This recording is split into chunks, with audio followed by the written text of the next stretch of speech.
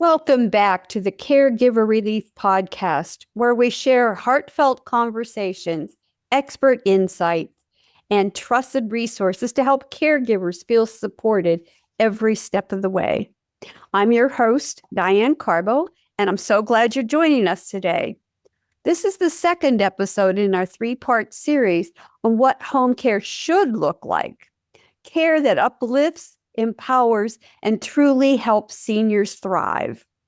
Today's focus is on something so many families struggle with: disease-specific care for chronic and neurodegenerative conditions like Parkinson's, Alzheimer's, Lewy Body Dementia, and multiple sclerosis, to name just a few.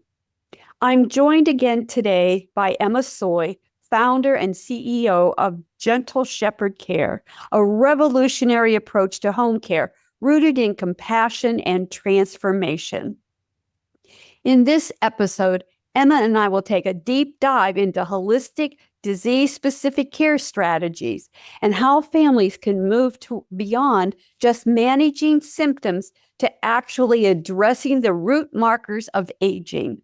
You'll hear real practical approaches for supporting loved ones with Parkinson's, Alzheimer's, MS, and more. How Gentle Shepherd's programs are helping slow progression and improve the quality of life. We'll also cover how families like yours can advocate for a higher standard of care. The key takeaway here is there is hope beyond traditional medical management. The families have more power than you think. This episode is sponsored by myvitalvault.net, the all-in-one life care organizer that helps aging adults and caregivers store essential legal, medical, and emergency information in one secure, accessible place. Because when a crisis happens, having everything you need in one place makes all the difference. And don't forget, you don't have to do this alone. Join our Caregiver Relief community at community.caregiverrelief.com. A safe, welcoming space to connect you with others, share your journey, and feel truly supported. And one last thing, if this episode speaks to you, please share or leave a comment. Every click helps us reach more caregivers who need hope, encouragement, and practical tools. Emma, welcome back. I'm so thrilled to continue this important conversation with you. Thank you. Just joining us, this is a 2 of 3-part series on rethinking home care, and we're diving deep into disease-specific holistic care. I'm really excited about this. I'm joined once again by Emma Soy, the founder and CEO of Gentle Shepherd Care. Emma is a true pioneer in changing the standards of how home care is provided. Through her innovative and compassionate approach, she's helping families move beyond traditional care models and instead embrace care that honors the whole person and supports true quality of life. Today, we're focusing on families caring for loved ones with conditions like Parkinson's, Alzheimer's, Lewy Body Dementia, MS, and many others, and how a holistic, personalized strategies can bring real hope and progress. Thanks again for joining us today, Emma. We have all sorts of questions and interest in your revolutionary approach to care. Sure. I'm excited to dig deeper and raise the standards in home care. Thank you for having me. Thank you. I really enjoyed last month, and I think we got something good going on here. I appreciate it. I do. And really important that with what's going on with the Medicare system right now, home care, really good home care is lacking. So I'm really excited about hearing about your approach. I wished that our approach was covered by Medicare, because the people who really needs it are the people who cannot afford it. Exactly. I know. Yeah. So let's talk about what exactly is disease-specific holistic care. Yeah. The thing is with Diane, when I started this home care company, we were taking care of all kinds of anybody who needs care, who needs services. And what I found was that those people who had specific who are living with chronic diseases like Parkinson's, Alzheimer's, dementia, specifically Lewy body is really rough, and MS. These people they had it the hardest, like as they Yes. age, because not only they dealing with the chronic disease, but they also dealing with the aging process. A normal person dealing with the aging process have their own aging issues. But on top of this, these people to deal with, imagine someone who's dealing with Parkinson's, plus all the other stuff, someone with MS, plus the other stuff. And so that's when I decided, okay, so how do we focus? How do we help these people help with these specific diseases to be able to help? Either our goal is to be able to slow down the progression of the disease, because the disease itself, I have no cure for it, but how can we slow down the progression of the disease? And so we can give that person some relief. So that's my vision. Exactly. And personalized care is so lacking. And that's what we need, because if you've seen one person with dementia, you've only seen one person with dementia. That it's not, everybody doesn't follow a cookie cutter approach. And that's what I love about your approach to home care, is that you actually look at the person and you look at holistically at all the conditions. And I love that, because, and you also work with the families, which is so important, so that their loved one that needs care is getting the best possible care. And like in traditional models, we often see a focus on symptom control. How does your approach go deeper and look at the root causes or markers of aging and decline?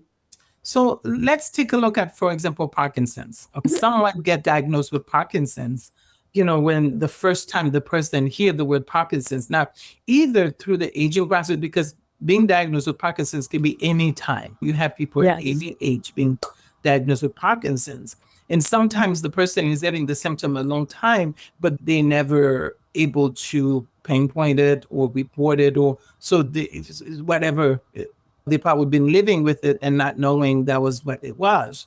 But let's say somebody diagnosed with Parkinson's and the doctor comes out or the professional come out and give you that diagnosis. Usually it's just, I turn over this diagnosis to you, and then it start with the prescription.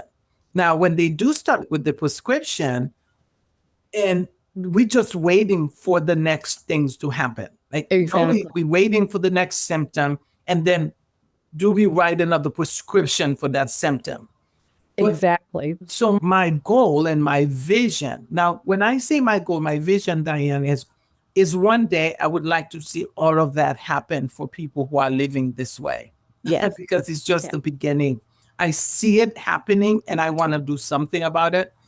So in my mind, we know what Parkinson's is going to do. If it's Parkinson's and that person has been diagnosed with Parkinson's, we know the journey. We know the traditional journey of what that person is going to face. Exactly. My vision is that we put things together. When I speak about holistic, don't wait for symptoms to come for us to start doing something about them. Why don't we go in front of them and start to do that? Because we know when someone is diagnosed with Parkinson's, what the problem is. It's that one thing that they are missing. They're missing that element that affect the movement. We know that. Yes.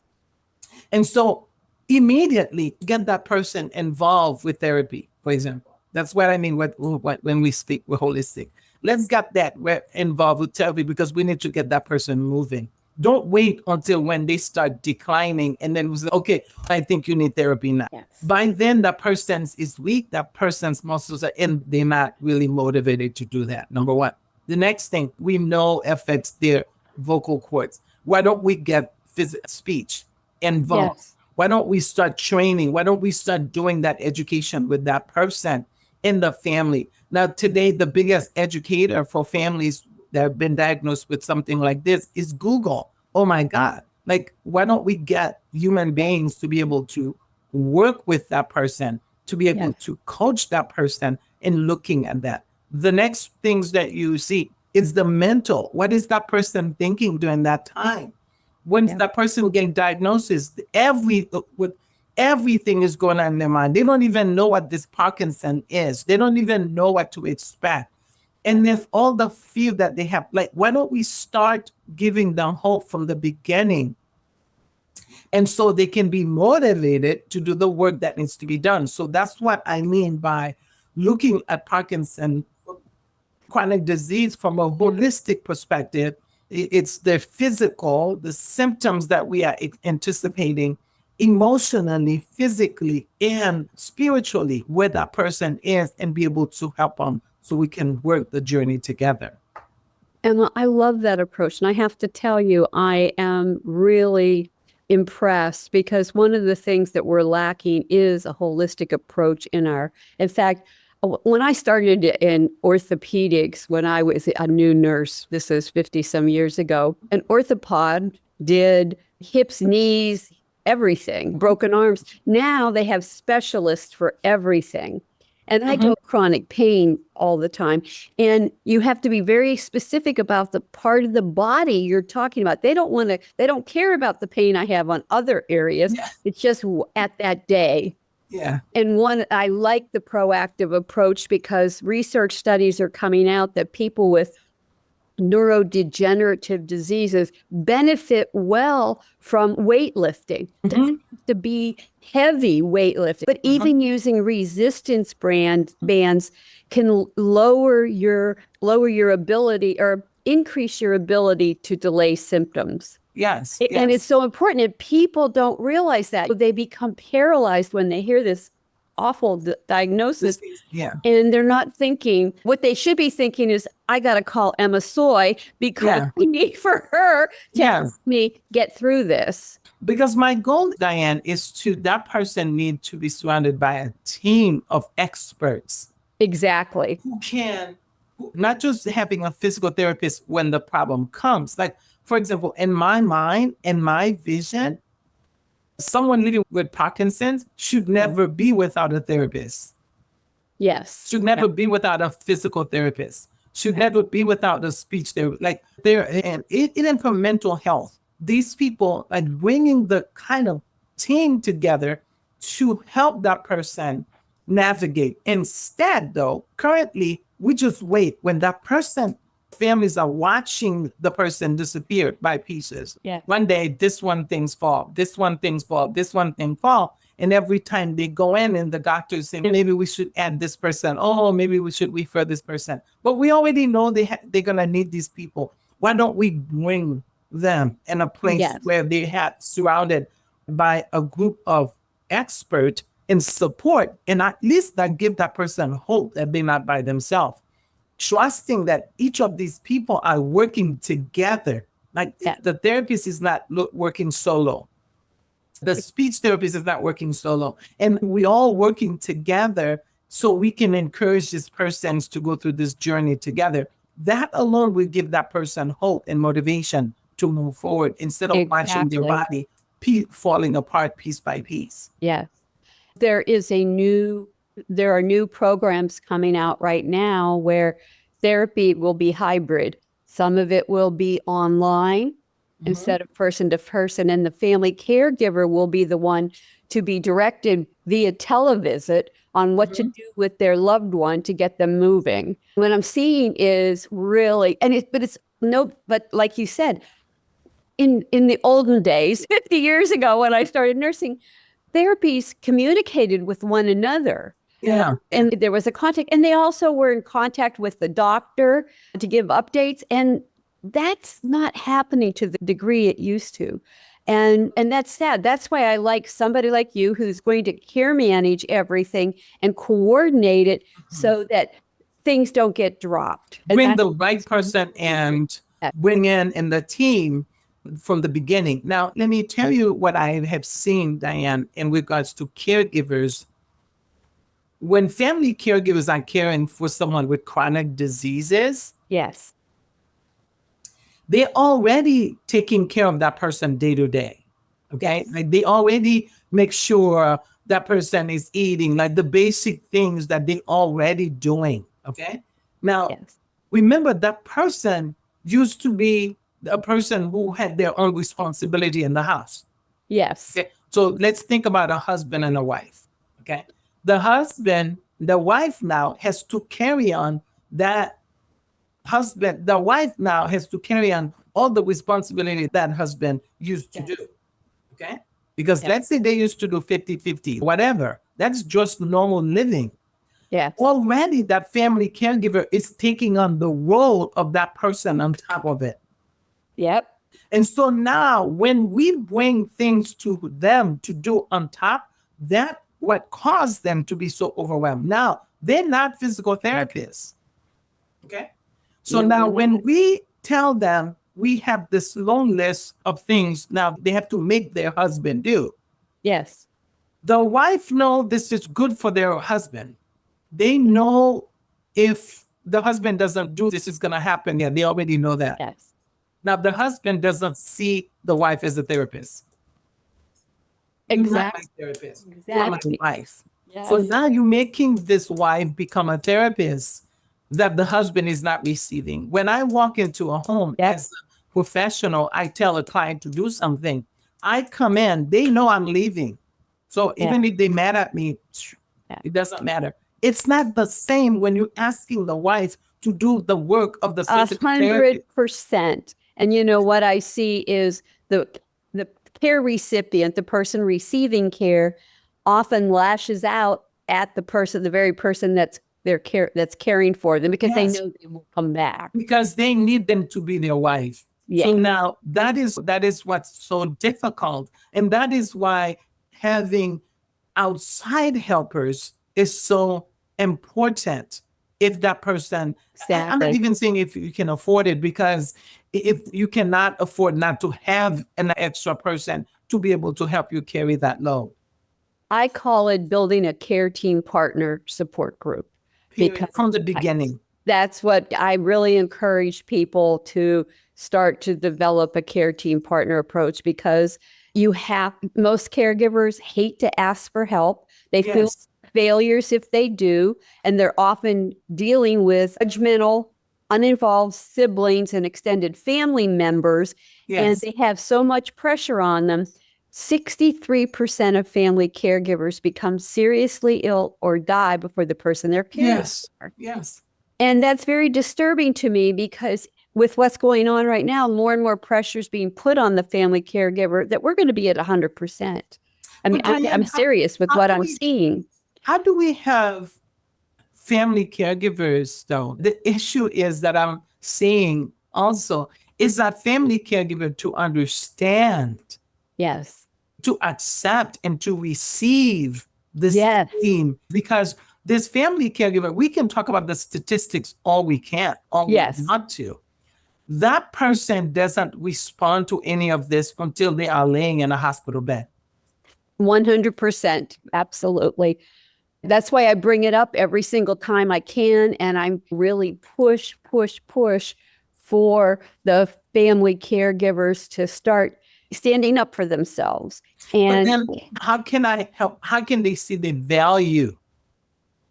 The value that a team brings to their issue. That's my biggest struggle, to see what can I do to have families see the value of having someone and come in just so they can do therapy. Like the days that the therapists do not show up, because the physical therapist, let's say every time they come, it's $150. Okay. And you cannot have them 7 days a week, right? Yeah. And then when they come, they only do therapy. But what if you could have a caregiver, like my caregivers come in? Yeah. They do other things for you, but then they can incorporate therapy in it. Exactly. And I want you to know, I have a good friend who is a care manager, and she is one that also trains her aides to do it. But it's a rarity. Aides go, oh, it's not my job. They don't want, if the aides go into the home, they don't want to cook, they don't want to clean. And I don't want to saying deep cleaning, but throwing a laundry in or changing the bed. There's a big argument about that. So often, and they don't want to do it. And these people are paying big money for these people to be there only to be frustrated. So That's why I really like your approach, because you really are training your people that are under you, the aides and the therapists and everything, to work with you to help give a better quality of life. And that's a rarity in this healthcare system. So my caregivers, I train them to do holistic care. Okay. Yes. Because even taking care of somebody's pet is part of holistic care. Because if somebody have a dog, that's their pet that emotionally they attach to, and they are unable to take care of this dog, or they're unable to take care of this pet, they're going to worry. They're going to worry about this. It's going to bother them. So when we can take care of their pet to make sure that their pet is being cared for, that is part of holistic care. So they can take the time to heal. They can have the peace of mind. Oh, okay. They can continue to have that dog to provide the support that they looking for, emotional support that they need. So holistic care is all of this stuff. I talk about when the holistic care, having someone being in a clean environment, that's healing. You cannot have a care recipient in a home that's dirty. Yes. And that's full of stuff, and you can't find anything. The place needs to be healing. The home needs to be an environment that's healing. So that is why it is our responsibility, if we're caring for the client, to make sure the environment is clean. You cannot not do laundry, because if the care recipient cannot do his laundry, that is why you're there. Are you going to put dirty clothes on that person? No. Their bed needs to be made every day, because that also it creates the environment of healing, light, and okay? Yeah. And you also have to worry about fall risk. So you want to make sure clutter's out of the way and a home safety eval is done. And I really encourage all my clients, you need to have a home safety eval done by a physical therapist to go in, or an occupational therapist, just to check it out and see if there's things that need to be improved so that there's less chance for a fall. That's great. Yeah. It's really better to be proactive. But maybe you need arm grab bars on certain places so that your family member can help pull up while they're still able to, those kinds of things. Yeah. Let's talk about Alzheimer's and Lewy body dementia. It can be so overwhelming. What's something most caregivers haven't been told or need to hear about managing these conditions differently? So Alzheimer's, specifically for Lewy body, it's the behavior that comes. It's the behavior. Now, most families, they quickly bring their loved ones to facilities because they are unable to manage people with Alzheimer's and dementia and Lewy body, because their symptoms, some of them are not managed because there is no cure for this disease, right? They don't manage the symptoms. But my holistic aspect or point of view is we need to manage everything about that person with Alzheimer's, including their basic things. It sounds basic, but their nutrition. It is, we need to revamp completely how they eat, because type of food you give these clients will affect their brain and their behavior. Okay. So if you were younger and you could eat sugar daily, every day, 3 times a day, when someone is living with that kind of disease, they should not have it. That's an example. Yeah. And so nutrition becomes very important. Having the proper nutrients become very important. So one of the way we look at it is we have the 4 R's that we look at, is to look at what are we removing? What are some things that we need to remove? We look at remove. We know that we store. What are they needing that we need to restore? What are some nutrients that people are missing that they need to have? Remove what they need to remove. And we establish like, for example, even toxins, like environmental toxins that are around in the home, things like that. We have to look at all of these things that may be affecting the person one way or the other that we may not know. We don't know. We don't have a cure for these diseases. but we can manage the environment or the cause of some of these diseases. Sleeping patterns. Families have a hard time with a lot of like sundowners. And so those are the kind of things that families are dealing with. Behavior. How do I talk with them? How do I tell them to do certain things and they don't want to do? Things like that. So showering, personal care that they don't want to no longer do. Those are the kind of things that I see families struggle with a lot. And when you bring all of them together, families said, you know what, I can't do this. I got to put them somewhere. Families also don't use the power of activities to keep their loved one busy. It's a pain for them to do it because it distracts them. But if you can find certain activities, and music and memory is so good for any senior because you find music that they love and and it's usually from when they're in their youth. Go back to that gives them comfort. You create a playlist, it helps them manage the behaviors better. Or things that they used to like. It's from decades ago, because as all of them are struggling with their health right now, and some of them with dementia are absolutely losing their long-term memory or short-term memory, and then they're starting to lose their long-term. I have seen music change person, and it's really impressive and decrease the abilities of decrease the negative challenging behaviors that occur. So that's really one thing. You do talk about nutrition, movement, environment, and an emotional connection. How does that factor into your disease-specific programs? Because that's never discussed in traditional healthcare. And again, it's not easy because people don't do well with changes.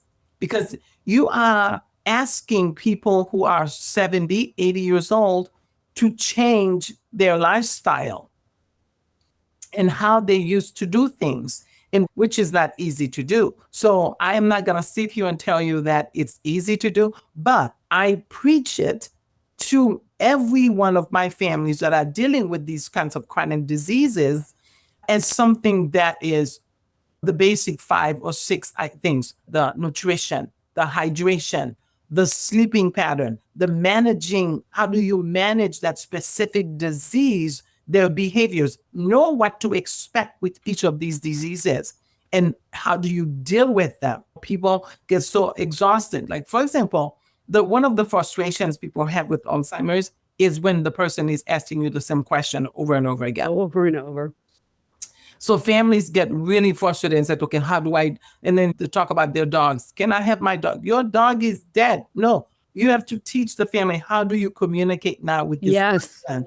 Not finding back and forth and trying to bring them to reality, because you need to go to their reality. It's not you bring them to your reality. 100%. Yeah. In fact, I tell my caregivers, somebody with dementia is really living mindfully. And they look at me like, what does that mean? They're not able to look to the future. It's just impossible.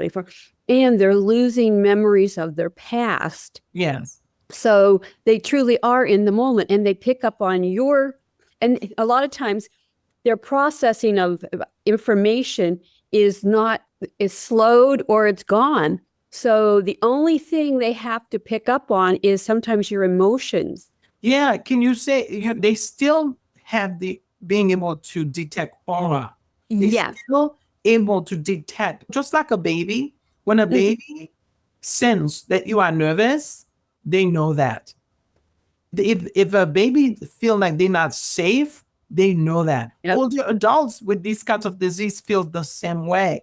Yes. If you feel nervous, if you are anxious, if you feel like things are falling apart, they sense it, they draw to it, and they're behaving. They respond to that kind of behavior. Exactly. And it's really hard. I encourage my caregivers, hey, anytime you have to respond to something, take a deep breath. Really, just focus on that breath at that moment and let go of how you're feeling and think about things logically. It gives you. I also tell them, take time off. Oh, absolutely. Yes. Because sometimes when you're with that person 24 hours a day, Yeah. you need to not feel guilty to just take a day off, take a weekend off, take some time off, take an hour off, take an afternoon off, just walk away. Exactly. Just be safe and walk away so you can recalibrate. Exactly. And that's why I encourage the care team partner approach, because it takes a team of people. It takes a village. As it did for children, it does for aging seniors. And we have to look at it that way. Everybody should play a part in that person's family and supporting the caregiver and the person that's trying to remain at home as they age for as long as possible. It's a great step. Diane, one of the things that I offer to people is a hotline. Like, I want people to be able to use me as a hotline. What does that mean? If you're having a bad morning one day, even though you don't have a service with us, if you only sign up with us just for our hotline, you pick up the phone and you call our office and say, this is what I'm dealing with today. How in the world I do it? Like, I have a client who called me. I don't know if I shared that with you. She has eggs every day for 50 years. This morning, she won't eat eggs. She will not have it. And I don't know what else to give her. This is what if you're having a meltdown that day, that client is having a meltdown, then it causes you to have a meltdown. You don't know what to do. Pick up the phone. You have a hotline. Call me and I will walk you through it for the day. I will tell you what you need to do. It's a crisis. It's a crisis hotline to help you to go through that moment. Sometimes that's all someone needs. You know what? That's exactly. They just need to be acknowledged and know that somebody else is out there understanding their frustration and their pain. I get that. I really do. The client called me and said, Emma, I can't get her to put her nightgown on. I said, I walk her through it. Okay, this is what we're going to, okay.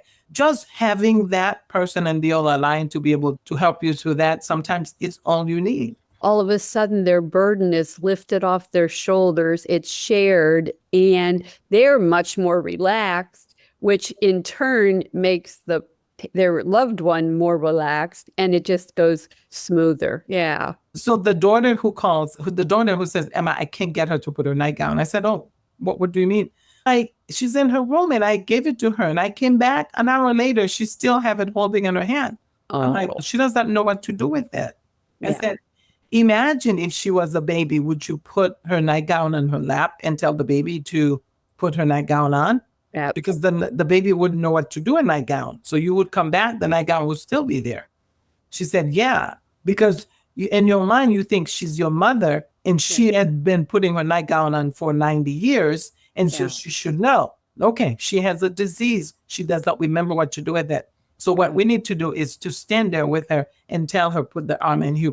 You actually, even if you dictating to her what to do, but you need to be able to do that with her and not just give it to her, because you're going to be frustrated and she's not even frustrated. She doesn't know what to do with it. So they've lost that ability, that long-term memory that helps them get dressed every day. And it's really challenging. But family members feel a lot of times like they're embarrassed to help dress and undress. They hate to toilet their family members. And that's why it's really nice for companies like you to come in and take that burden away from that family caregiver, because they don't want to provide intimate care. Yeah. And if they don't want to, is because, for example, the daughter is so respectful to their father. Yes. Doesn't want to see their areas. Exactly. Their son who doesn't want to disrespect their mother and have to undress their mom. So all that. And it's okay. It's okay. Yeah. Oh, it absolutely is. And one of the things I have to tell family caregivers is you have a right to be selfish. You have a right to ask for help. And nobody on God's green earth is able to provide care 24/7 for forever. It's just not possible. Babies, we get breaks for them with babysitters. So we need aides and home care to support us through the caregiving journey. People don't understand that caregiving can be as long as a few months to average is 6 years, 6 to 7 years. But I have people that have done caregiving for 20 years. Yeah. Yeah. I had one Because young these chronic diseases the person can be, a lot of time when somebody's diagnosed with dementia, for example, it could be the person physically is doing well. They have Yep. no other diseases. Yep. That means and they could be like 60. Okay. Yep. And they could live another 20 years like that, looking all cute and everything. Exactly. And It depends on the person, the type of dementia they have.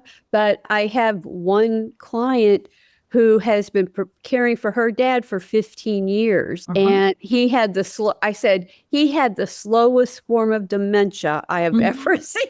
And it was really hard for her. But she was very blessed in that he belonged to AA and he went there for decades. His buddies would take him out once or twice a week to a meeting for AA just to get him out and give her a break. And that really. Yeah. Emma, can you were tell asking me some of the things that I do specifically for these diseases. Yeah.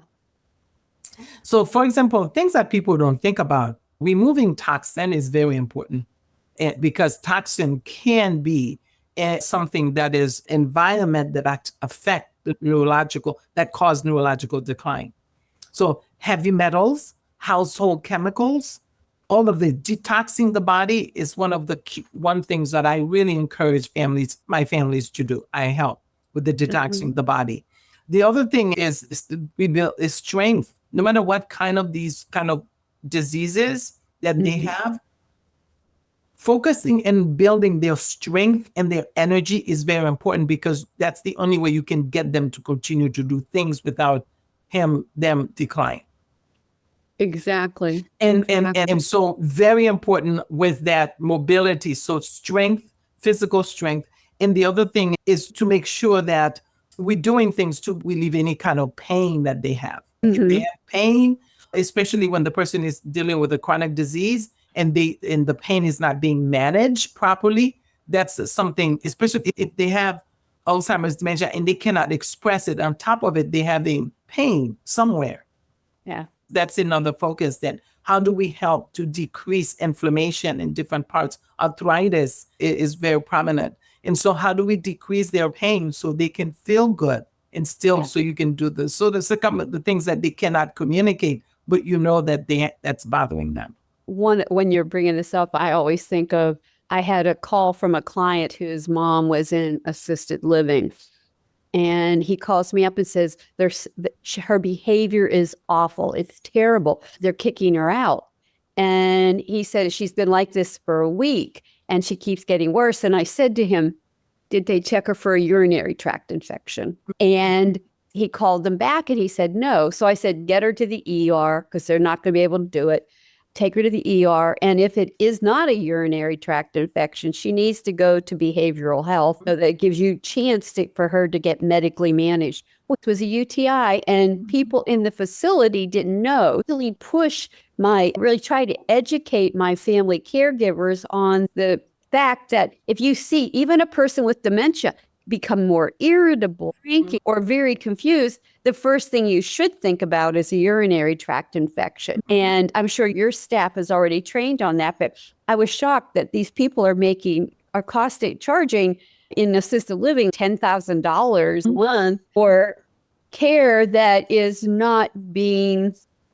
But can I tell you why? The reason is, so when people place someone in assisted living, they always tell them, we have a nurse on. They think like nurses are taking care of these clients. I know. And so you have day-to-day caregivers that are taking care. They see this client day-to-day. They don't have the clinical skill to make this kind of assessment. Exactly. They don't have the clinical expertise and they've not been trained by the staff, where the professional staff, to say, hey, this is a problem. If you notice, and then people their turnover rate is so high. So even when you were to train this person, and then you just can't keep up with that. Yeah. What people don't understand about assisted living, and I bring this up every time I talk about it, assisted living is based on a social model not a medical model. So the person in assisted living should be able to direct their care, tell you their likes and dislikes and preferences. That's not happening in memory care. And that's why, and they're also not staffing according to acuity. And they'd be better off at home with good care, a holistic approach to care, than spending all that money in a place where all it is a locked unit and you may or may not get fed or provided care or even medication given to you. Yeah, I don't know how to get that in people, because people are using the money Yes. to make that kind of decision. Yeah. Because if I have $10,000 I'm spending in home, but I can bring this person for $6,000 in assisted living, and they get 24-hour care. What do you call care? Because the person is just living there. Yes. Did you know the average hour of care a person get in assisted living is no more than about 2 hours per day? Care. If they get 2 hours per day, I'd be shocked. I'm talking about care. I know what you're saying. I know care, Because but otherwise the person is just there. they Just make sure the person is safe. They're not running around or whatever. And they're not turning people. They're not bathing them. I have so many family members that come in and call me and say, he's soaked in urine and it's 10 o'clock in the morning and his cold breakfast is sitting there and it's in assisted living in a memory care unit. I just want to scream. Yeah. And people don't understand there are other alternatives out there. You just have to look for them. Again, I think finances become, do I bring this, if I leave this person here at home, in her home, I'm going to have not only the cost of care for home, but I have to manage this house. I have to manage in this house. I can sell everything and then I could take this money and I can throw it in for care for $6,000. What kind of care? So it's what kind of care are you going to get? And I've worked in the poshest, most expensive places in assisted living.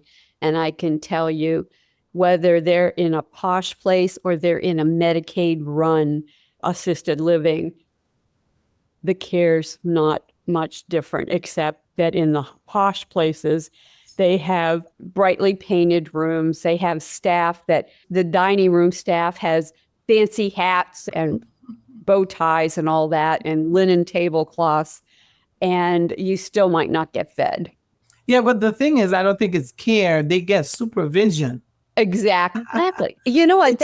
People don't understand that assisted living is, you might as well be in independent living, because unless you have someone that you pay to give pills, take their vitals, do the laundry, they do an a la carte thing. And while it may be $6,000 a month for this, all the a la carte stuff is like, the medical stuff is awful.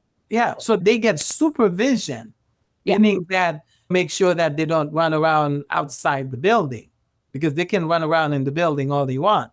Yeah. They don't go outside the building and get hurt. Somebody to make sure, where is Sally and whatever, thing like that. But if we talk about care itself, I don't know about that. I don't know about that. Oh, I know they're not getting the care, because I've seen so many examples of it. I can't even tell you. It just astonishes me of what I've experienced and seen. And it's the decline. It's the decline, because these people continue to decline. Yes. And so my fight is, how can we slow down the progression of whatever it is? And since we talk about chronic disease, how do we slow down of that? Because when you slow it down, the quality of life is better. Is improved, and it's for a longer period of time. And that's what I want anybody who's listening to this to take away, that knowledge that there are steps anybody can take to decrease the decline, or to decrease the decline by being proactive in your lifestyle choices. And it's not a lot of change, but over a period of time, it can give you a better quality of life and I've seen it in so many people. I'm like, oh my gosh. And then can I tell people just can't do it alone? No, you Because can't. you That's do true. need the accountability. You need the accountability. You need the knowledge to implement some of these holistic treatments Yes. correctly. Yes. Correctly. So you need the accountability and you need the detailed knowledge of someone who comes to come and help you implement holistic care. Exactly. Knowing is not enough. So, what are the biggest roadblocks families facing when trying to advocate for more than just conventional medical management? The roadblocks is knowledge. They probably don't know. They used to Yes. standard. I agree. They don't have enough of us talking about this. Yes. So, they accept standard as normal. Yes. Okay. So they accept standard as normal, number one. Number two, the other roadblock is always finance. Yes. But I always tell people, there is always ways that you can work around finance. Don't look at, because when you look at it's $10,000, but you already spending that. If you don't spend it here, you're spending it in different ways. Yes. People don't understand that when you are in assisted living or a nursing home, you're identified as a group of people. You're not getting personalized care. It just doesn't happen anymore. It's not possible with the ratio of patients to one person staff member. And that's the sad part. And personalized care is really important to also slow the process down. Personalized music, personalized activities, personalized diets, exercise programs that they can do. People don't understand that balance is a big thing when you get older, and it makes you a fall risk. One fall can change everything. A senior from ever returning home again. Yeah. Can change everything. One fall can change everything. And when you talk about personalized sleep is important. Exactly. You might think sleep in an assisted living, everybody goes to bed at the same time. They wake up at the same time. They don't, though. No, what I'm saying is they put them to bed. They put them to bed. Goes Yes, to bed at 8 o'clock. They wake up everybody and say, so there is no personalized. Just imagine, for example, my husband is a night owl. If you put him in an assisted living, he's not going to live because he's not that morning person. Yes. You're going to wake up at 6 o'clock in the morning and get going. Let's go to the dining hall at 8 o'clock. He's not that person. So he's the person who stays up late. He's the person who gets up late. And so how do you personalize that in a place like that? And that's a perfect point, because one of my biggest issues with memory units is they don't have somebody 24 hours a day to do activities for those night owls that are up. And if there's sundowners out there, they don't have anybody to make sure that they're eating and hydrated during those times, because when they're anxious and pacing, there's no activities, there's nothing personalized to approach them. They just let them wander. And it can be so much better quality of life if you could get their attention and talk to them or share photo album or pictures, and get them interested in things that are specific to them. It makes a huge difference. With our clients, with their sundowning, first of all, we assess to see what time they start having the behavior changes. So we want to know that. And we want to adjust whatever medication that they have. We want to adjust the time. Okay? We want to adjust the time. We don't just give them that medication every day at 8 p.m. because that's what it is. So if we need to figure out what time the behavior is worse, and we need to be able to hit that before the behavior comes. Yes. So at home, we could do that. And also, we will build activity around that time. We know that's between 4 and 6, between 4 and 7. Exactly. If it's summer or winter or whatever it is, that person is going to behave a certain way. We are ready for that. Yeah. Yeah. I even would put the staff that I'm staffing with the kind of attitude or behaviors around the person that's calm, the person who knows how to manage someone like that, someone who understands, someone who's skillful. Okay, they need to be working during that time because they know how to manage this person. If you have someone who's having sundowners and you have a caregiver, who's opposite, who's fighting with that person, everything is off. Yep. Yep. And family members are tired. They want to sleep. And the family caregivers, like when somebody sundowns, it's a sleeping disorder. So you have to make adjustments and take different approaches. And I think that family caregivers get really anxious, they get upset, and they respond and react to and fight with their loved one in sundowning instead of lowering the lights, putting calm music on, maybe doing a lavender spritz on the pillow, massage. There's so many specific things that you can do to calm a person that change the environment to do in an assisted living. And be anticipating that. Yes. So I would tell people, if a family says, I don't have any money, but this is how much I can only. So I would schedule. I would say, why don't you take that person, get the caregiver around that time between 4 and 7, because that's the time they're having sundown. Exactly. And you need that extra hand with you. And so then we will do a prescription around that time. The caregiver will go in. That's what they are going to be doing, because they're going around that time where it's critical. And so we will be with that person until we put them to bed. And so you'll have that person, that you have that cushion, that time, that extra support during that time. So how can a family caregiver, especially someone new to this journey, take the first steps toward implementing a more empowered holistic care plan? I say call Emma. Yeah. You know what? I'm offering I offer a 30-minute consultation to anyone who's listening to me today. Anybody who's listening to me. Number one, during that time, we will look at specifically what is going on with you, and looking at any gaps, identify any gaps, and show you how we can bridge the gap.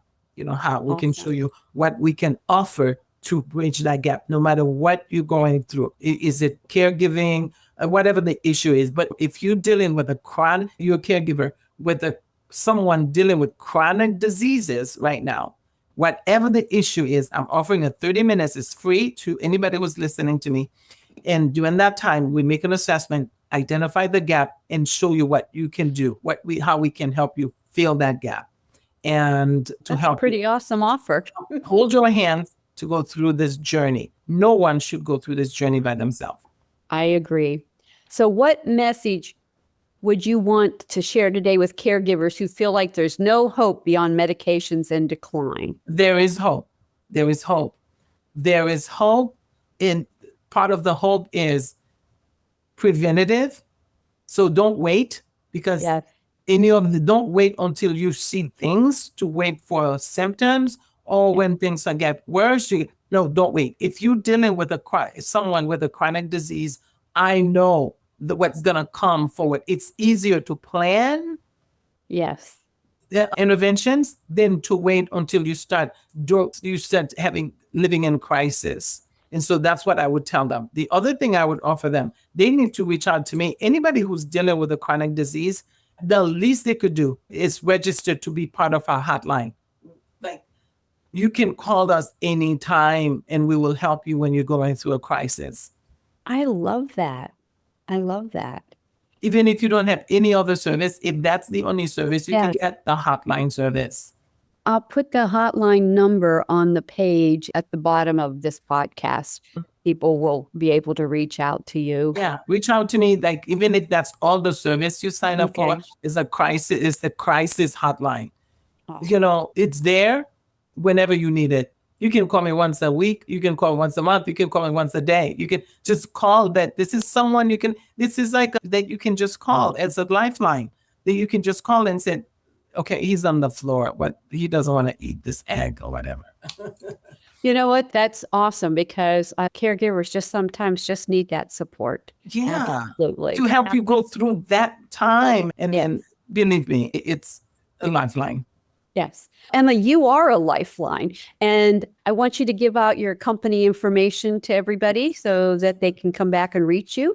Yes. Now, first of all, you can visit us at Gentle Shepherd Care. You can email me at Emma Soy at Gentle Shepherd Care, or you can call us at 209-5040, no matter where you are in the United States. That's gentleshepherdcare.com, everybody. gentleshepherdcare.com. Thank you. Yeah. I don't want them. We'll put it on our site too. gentleshepherdcare.com. Emma Soy at gentleshepherdcare.com. Yes. Emma, for your time. And to my family caregivers out there, remember, you are the most important part of the caregiving equation. Without you, it all falls apart. So please be gentle with yourself. Learn to practice self-care every day because you are worth it.